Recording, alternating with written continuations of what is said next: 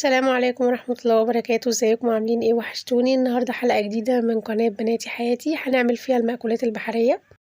واول صنف هنعمله النهاردة الجمبري، هنعمله بأكتر من طريقة. هنعمله جمبري مسلوق عادي، وهنعمله جمبري بانيه.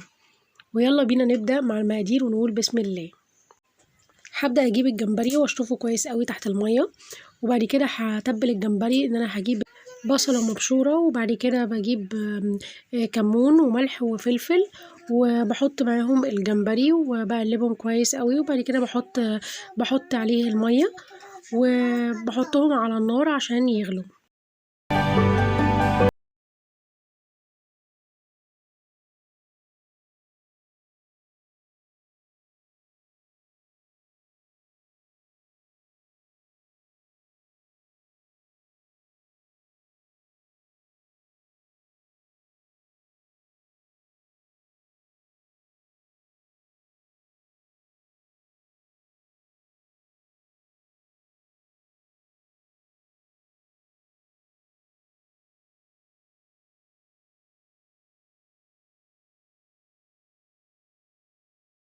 وبعد ما بحطه على النار ويغلي يا دوب غلوتين، ما بسيبوش كتير عشان اللحم بتاعه ما يبقاش مطاطي.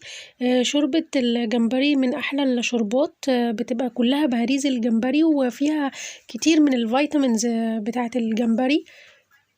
الجمبري من الاكلات اللي ما بتاخدش سوا كتير، بكتير قوي يعني اول ما يغير لونه من 5 ل10 دقايق بكتير جدا، عشان ما يعضعضش معايا واللحم بتاعه يبقى مطاطي. فبيستوى بسرعة جدا. فعلا بتبقى لذيذة لأنها بتبقى فيها كل البهاريز وكل الفوسفور في الشوربة، وبألف هنا وشفا. بالنسبة للطريقة التانية اللي هنعمل بيها الجمبري، فاحنا هنعمل الجمبري بانيه. ان اول حاجة بعد ما بيستوي الجمبري بقشره، وباخد الجمبري المستوي وبحط عليه بكسر عليه بيضة، وبعمله زي كأني بتبله زي البانيه بالظبط. بحط على البيضة وملح، شوية ملح صغيرين لان هو فيه الملح بتاعه، شوية ملح وشوية فلفل صغيرين، وبقلبهم مع بعض. وبعد كده بكون حاطة البقسماط وبغلفه بالبقسماط، وبعد كده احمره في الزيت عادي جدا. والأطفال بيحبوا الجمبري البانيه جدا أكتر من المسلوق.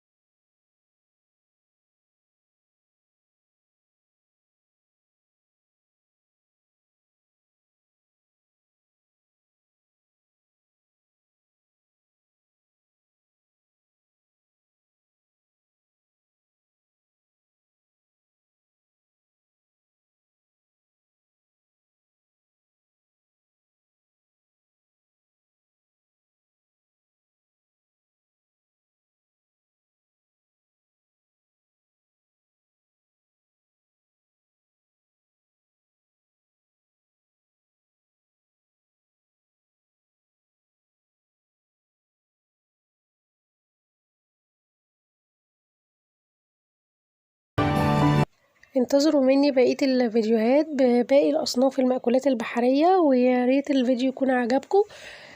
هستنى آراءكم في التعليقات، ياريت تدعموني باللايك والشير والسبسكرايب، وما تنسوش تفعلوا الجرس عشان يوصلكوا كل جديد، وبألف هنا وشفا.